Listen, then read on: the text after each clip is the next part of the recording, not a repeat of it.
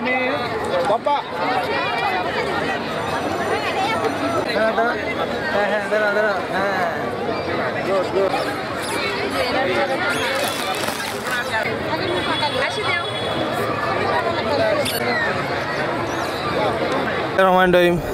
প্রিয় দেশবাসী ও সিলেটবাসী সবাইকে জানাই 21শে ফেব্রুয়ারি মহান স্বাধীনতা দিবস আন্তর্জাতিক মাতৃভাষা দিবসের শুভেচ্ছা ও অভিনন্দন।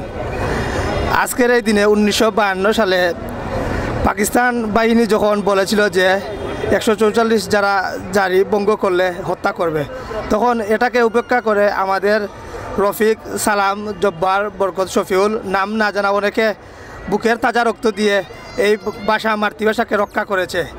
এই মূলত এই মাতৃভাষা বাংলা ভাষাকে রক্ষা করার কারণে 1971 সালে যে পাকিস্তানের সাথে যুদ্ধ হয়েছিল সেই যুদ্ধে অনুপ্রেরণা পায় এবং এই যুদ্ধে জয়লাভ করে। আসলে স্বাধীনতা অর্জন হচ্ছে, স্বাধীনতা রক্ষা করা কঠিন। আমাদের এই মাতৃভূমি বাংলা ভাষা এটা অনেক রক্তের বিনিময়ে, ত্যাগের বিনিময়ে রক্ষা পেয়েছিল। এটাকে আমাদেরকে ধরে রাখতে হবে। এই যে নতুন নতুন সংস্কৃতি, অন্য দেশের সংস্কৃতি, এগুলোকে গুরুত্ব না দিয়ে আমাদের দেশের বাংলা সংস্কৃতিকে গুরুত্ব দিতে হবে। আমি আজকের এই দিনকে উপভোগ করতে পেরে আমি অনেক আনন্দিত ও গর্বিত। আজকের এই দিনে আমি এই জায়গা থেকে একটি আবেদন করব বর্তমান সরকারকে, এই দেশ যাতে সুন্দর এবং শান্তিপূর্ণভাবে পরিচালিত হয়, যে যে পদক্ষেপ নেওয়া লাগে আপনারা এটা বাস্তবায়ন করবেন। এই দেশ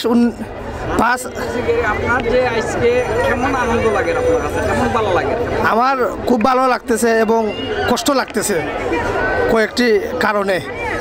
যে দেশের পরিস্থিতি নিয়ে আপনারা বিগত দিনগুলোতে দেখেছেন যে এই দেশের পরিস্থিতি।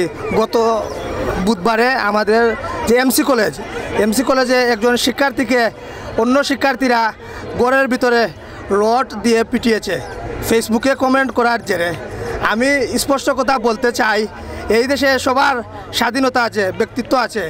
এই যে জুলাই গণঅভ্যুত্থান হয়েছে, এটা হয়েছে দেশকে স্বৈরাচার মুক্ত করার জন্য। এখন যদি স্বৈরাচার মুক্ত করার পরও নতুন নতুন স্বৈরাচারের আবির্ভাব ঘটে, তাহলে তো এই যে রক্তগুলো বিফলে যাবে।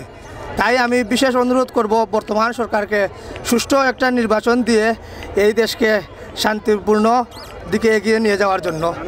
ধন্যবাদ।